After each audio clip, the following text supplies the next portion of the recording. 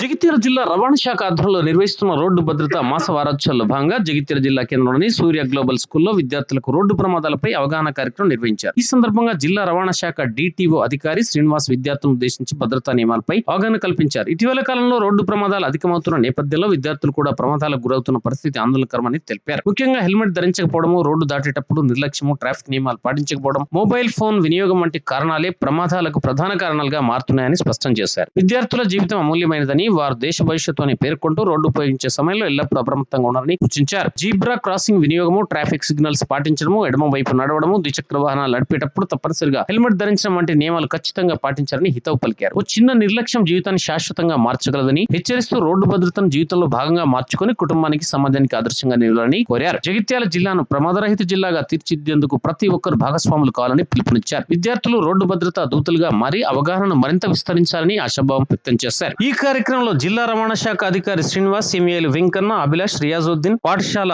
Principal Sridhar రావు, ఉపాధ్యాయ బృందము, విద్యార్థులు తదితరులు పాల్గొన్నారు.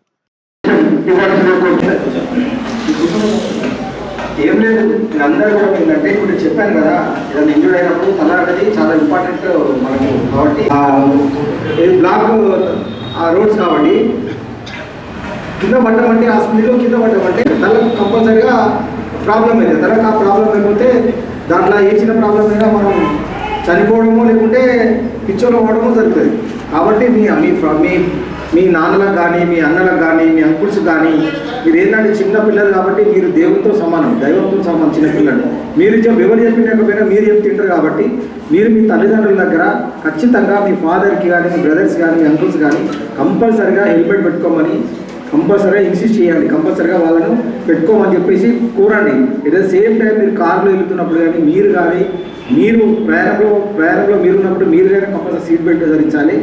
లేదంటే మీ ఫాదర్ నడితే మీ ఫాదర్ కానీ, మీ బ్రదర్ కానీ అందరూ కూడా సీట్ బెల్ట్ ఎంతమంది మనం వెళ్తున్నామో 5 ఉంటే 5 సీట్లు అందరూ కూడా సీట్ బెల్ట్ ధరించాలి.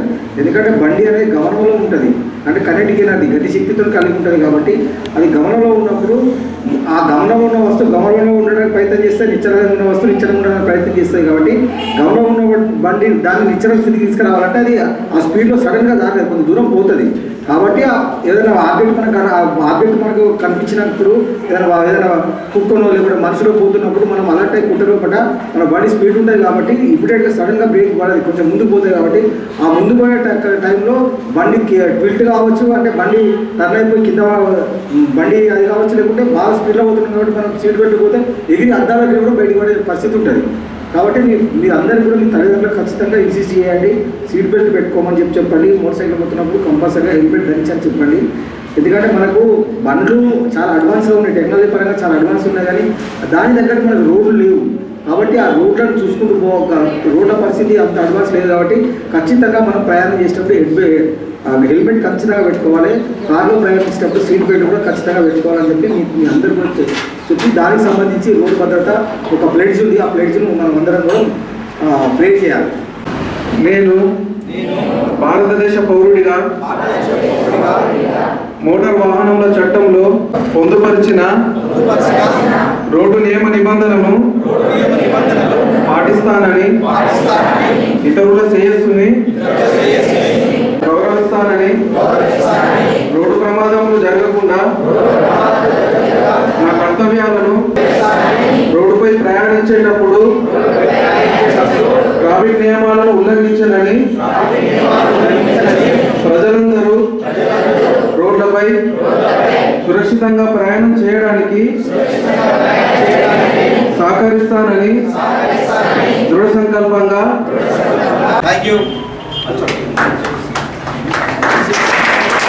ఈ యొక్క రోడ్డు భద్రతా మాసోత్సవ భాగంగా మన పాఠశాలకు విచ్చేసినటువంటి రవాణా శాఖ అధికారి గారికి, అలాగే వారి బృందానికి కూడా పేరు పేరున ధన్యవాదాలు తెలియజేసుకుంటూ, ఇప్పుడైతే ఏదైతే మీరు ప్రమాణం చేసి ప్లెడ్జ్ చేశారో ఆ ప్లెడ్జ్ అన్ని కూడా మీకు ప్రింట్ తీసి ఇవ్వడం జరుగుతుంది.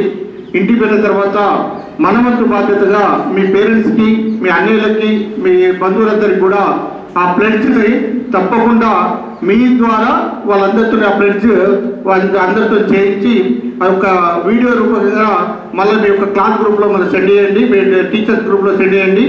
ప్రతి ఒక్కరు కూడా మన వంతు బాధ్యతగా మన బంధువులు కావచ్చు, మన పేరెంట్స్ కావచ్చు, అందరూ కూడా సురక్షితంగా ఉండాలంటే రోడ్డు భద్రత మాసోత్సవ భాగంగా ఈ చేస్తున్నటువంటి ప్రోగ్రాం వెళ్తుందో చాలా అభినందనీయం.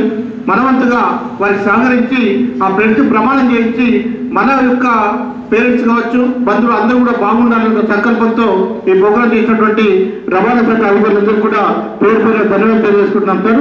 థ్యాంక్ యూ అన్నారు సార్.